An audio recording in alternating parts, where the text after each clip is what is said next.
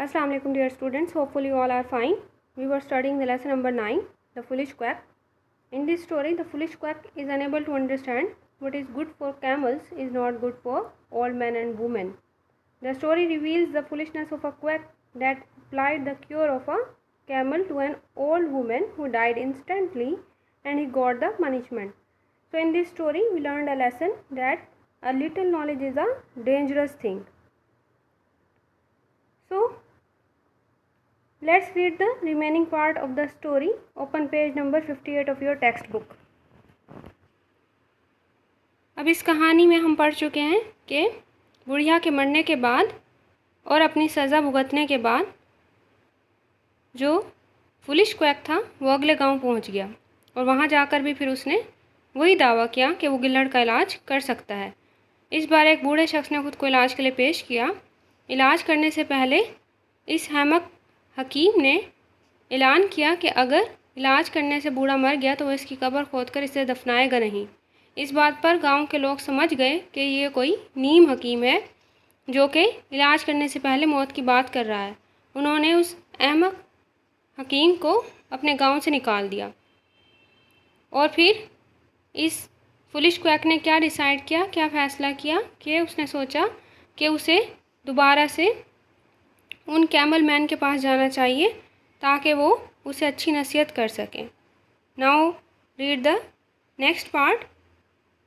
When he had overtaken them, he cried, "What foolish men you must be! I met an old woman who suffered from goiter just like your camel, and I tied a blanket round her neck and struck her with a mallet, but instead of recovering like your camel, she died, and instead of getting a fee, they compelled to dig her grave."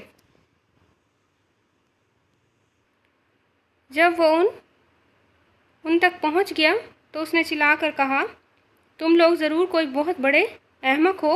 मैं एक बुढ़िया से मिला जो तुम्हारे ऊँट की तरह गिल्हड़ का शिकार थी। मैंने उसकी गर्दन के गिर्द एक कंबल बांधा और एक लकड़ी के हथौड़े से ज़रब लगाई, लेकिन तुम्हारे ऊँट की तरह सेहतयाब होने के बजाय वो मर गई। और बजाय इसके कि मैं इस फ़ीस का मुस्तहिक ठहरता, यानी कि मुझे वो फ़ीस अदा करते, उन्होंने मुझे मजबूर किया कि मैं उस बूढ़ी औरत की कब्र खोदूं। It is not who are stupid, it is not we who are stupid, answer the camel man, but you, कि ये हम नहीं हैं जो कि अहमक हैं बल्कि तुम हो। जो कैमल मैन थे, शुतरबान थे, उन्होंने जवाब दिया, we are not stupid at all, कि हम बिल्कुल भी बेवकूफ़ नहीं हैं। These camels of prodigious size and strength, कि ये जो जानवर है, ये जो ऊँट हैं, ये क्या हैं, बहुत बड़े साइज़ के होते हैं। इनकी कद व कामत जो है बहुत ज़्यादा होती है, साइज़ के लिहाज से भी और ताकत के लिहाज से भी ये बहुत ज़्यादा ताकत रखते हैं। यानी कि how was a feeble old women to stand the blow of a mallet, कि वो जो बेचारी बुढ़िया थी, ना तवां सी कमज़ोर सी, फीबल मीन्स कि ना तवां कमज़ोर, वीक, तो वो जो कमज़ोर सी बूढ़ी औरत थी वो कहाँ मतलब इसका बोझ बर्दाश्त कर सकती थी, या फिर वो मैलेट मीन्स कि उसकी ज़रब को बर्दाश्त कर सकती थी जो हथौड़ा उसने उसे लगाया था। नो इट इज़ यू, कि नहीं ये तुम हो, एंड यू ओनली, सिर्फ तुम ही हो, हु आर स्टूपिड, जो कि अहमक हो। One of the men now stepped forward, saying to his friends, "You remain quiet and leave this fellow to me."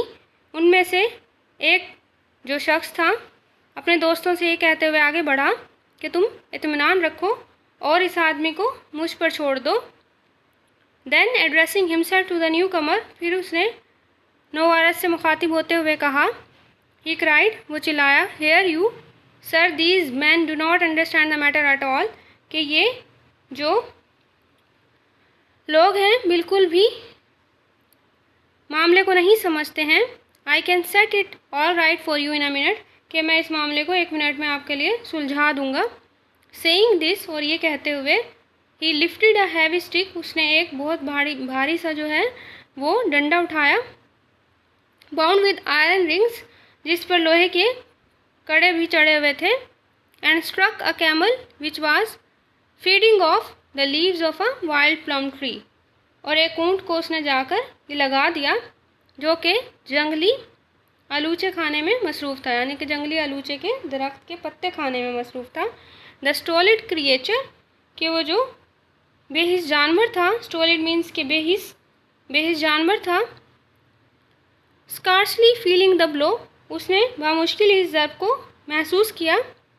Merely moved a step और टू फॉरवर्ड, वो सिर्फ जो है एक या दो कदम आगे बढ़ा। यू ऑब्जर्व, अब तुम देखो। सेड द मैन, आदमी ने कहा। The effect of this treatment on the camel, के इस ऊँट पर इसका असर, इस इलाज का असर। Now observe its effect on a human being, और अब मुशाहदा करो कि अगर एक इंसान को ये सब कुछ लगाया जाए, यही सेम जो स्टिक है एक इंसान को लगाया जाए तो उस पर क्या असर होता है। He then struck the man himself a similar blow, और फिर उसने उसी शख्स को बिल्कुल उसी तरह से ज़रब लगाई। Which felled him to the earth like a log, और वो ज़मीन पर गिर गया लकड़ी के तने की तरह। व्हेन कॉन्शियसनेस रिटर्न, और जब उसके हवास जो हैं वो बहाल हुए।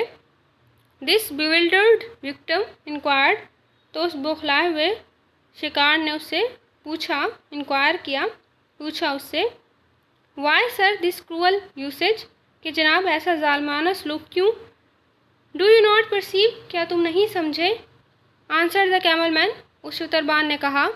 आई wish to show you that what is good for camels is not good for poor old man and women, कि मैं तुम्हें ये दिखाना चाहता था कि जो बात ऊँट के लिए ठीक है वो बेचारे बूढ़े मर्द और औरतों के लिए ठीक नहीं है। Ah said the wretched man, उस मुसीबत ज़्यादा शख्स ने कहा। I now begin to see my error, क्या मुझे अपनी गलती का एहसास हो गया है।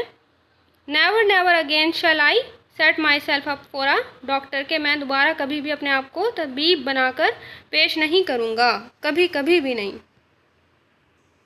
Okay, some words, meanings from the chapter have been given here. What you have to do, you have to understand the meaning of these words, and you have to know the synonyms of these words also, because these may come in your paper. We will do the exercise tomorrow inshallah. Till that time, take care. Allah Hafiz.